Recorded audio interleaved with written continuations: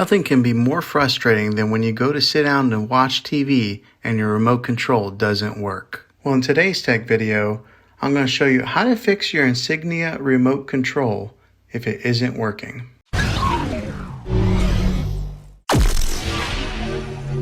We are going to try a few different methods to try and solve your problem and get it back up and working again.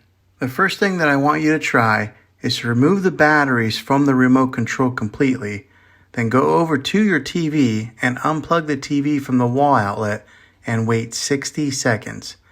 Now don't be impatient here, wait the whole 60 seconds. This is what we call a hard reset of your TV. Then plug the TV back in and put the batteries back in the remote control and try it and see if this works. Hopefully that works. If not, let's go on to the next method. Take the batteries out of the remote control again, and as crazy as this sounds, go through and push every button on the remote control a few times. Sometimes dirt and dust get built up in these buttons, and in doing this, it helps to free up those buttons in case they get stuck and cause the remote control to malfunction.